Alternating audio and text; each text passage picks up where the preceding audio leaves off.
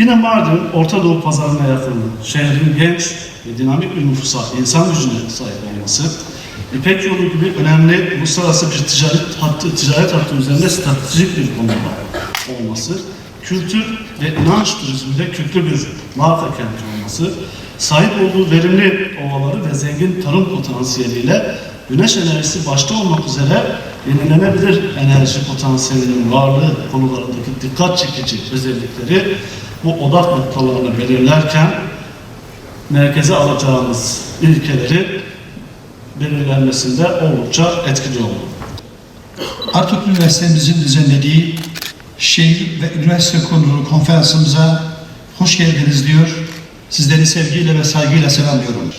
Üniversiteler, milletlerin medeniyet yolunu aydınlatan, bulundukları kentin sosyal, kültürel ve ekonomik ortamını şekillendiren kurumlardır.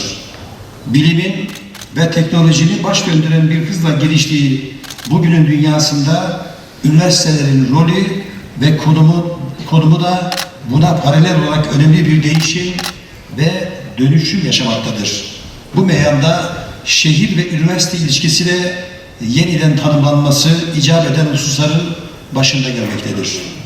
Eskinin kentten izole, kendi kabuğunda, dünyadan azade üniversite anlayışı, bugün yerini kentin odağında, şehir ve o şehrin insanlarıyla iç içe, kent ekonomisinin, sanayisinin, tarımının merkezinde yeni bir üniversite profile bırakmıştır. Mardin Artuklu Üniversitesi hem Türkiye hem de Dünya Akademisi'nde güçlü bir sosyal bilimler üniversitesi olma şiarıyla yola çıkmış. Yükseköğretim Kurulu olarak Anadolu'daki bütün üniversitelerimizi mümkün olduğu kadar yakından görmek, birlikte çalışabilmek, yerinde inceleyebilmek, öğrencilerimizle yüz yüze gelebilmek, meslektaşlarım olan öğretim elemanlarıyla buluşabilmek, onların dertlerini dinleyebilmek, onlarla birlikte konuşabilmek ve üniversitelerimizi daha ileriye nasıl götürebiliriz?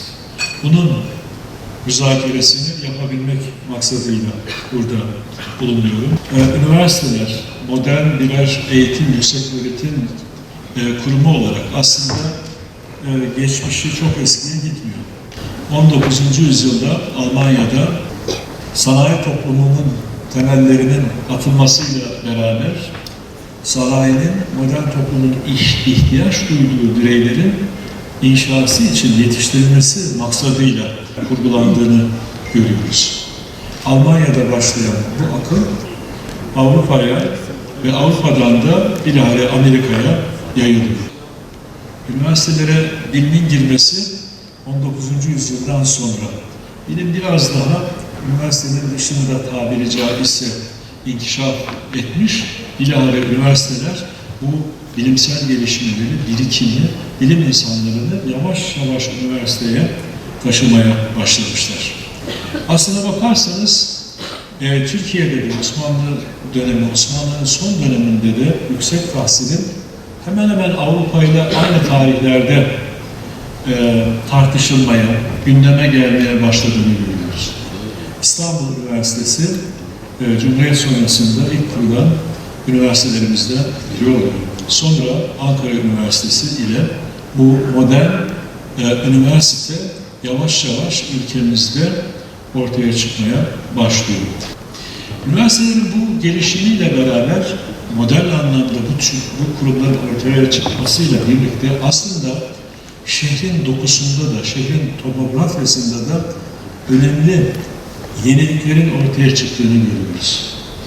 Modern üniversiteler şehir mimarisinde sadece Avrupa'da değil, İslam dünyasında da, Türkiye'de de kendisine yer bulmaya çalışmış yeni varlık birimleridir. Yeni mekansal örgütlenmelerdir.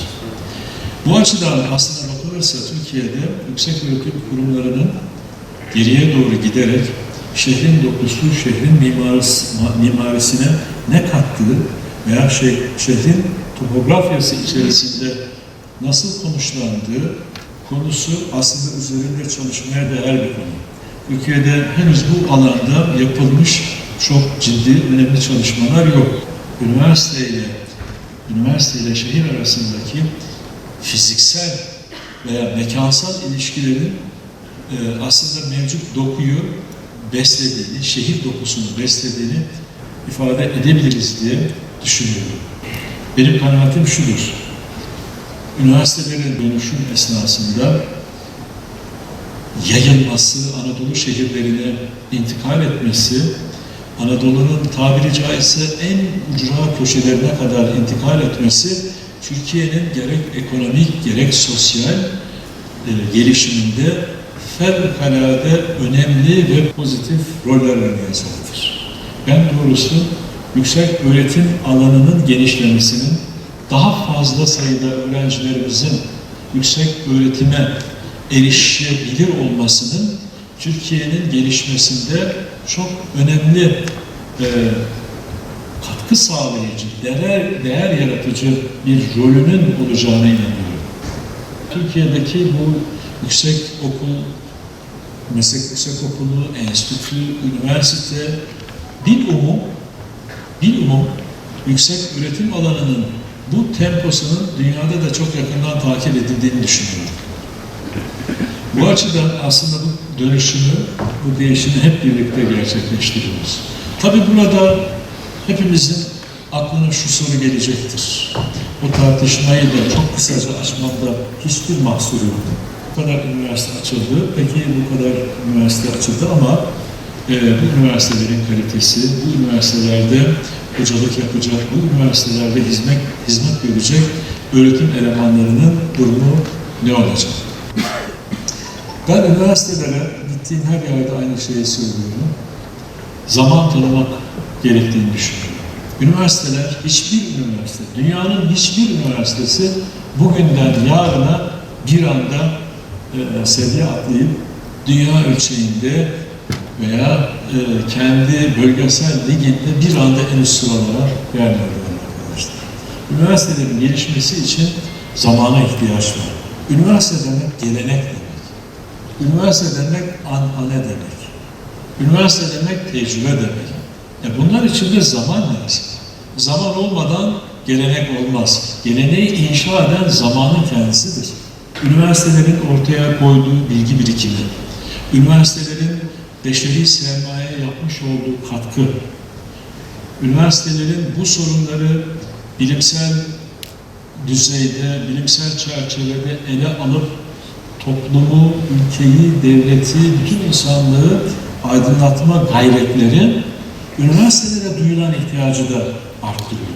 Ben de Yükseköğretim Kurulu yeni başkanı olarak bilhassa Anadolu'da kurulan yeni üniversitelerimizin toplumla, bulunduğu bölgenin işvereniyle, iş dünyasıyla, öğrencisiyle, esnafıyla, sıradan tabiri caizse vatandaşıyla çok yakın temas içerisinde olmak suretiyle şehrin dokusuna katkı sağlaması gerektiğine inanıyoruz. Bu çokça önemli. Zira üniversitelerimizin elinde daha önce tecrübe edilmiş bir patika, bir harita, bir yol haritası. Biz bunları işte sanayicilerimizle, hayırsever iş adamlarımızla, siyasetçilerimizle, sivil toplum örgütlerimizle bir araya gelmek suretiyle bunun yolunu açmaya çalışıyoruz. Mardin Artuklu Üniversitemiz gibi Anadolu'daki diğer üniversitelerimizle ülkemizin kalkınmasında eskisinden çok daha önemli roller oynayacak, çok daha yetişmiş, dünya ile entegre olan, evrensel kültürü bilen öğrencilerimizi yetiştireceklerdir. Ve bilim, sanat ve kültür noktasında üniversitelerimiz ciddi uluslararası bir görünürlük içerisinde olacaktır.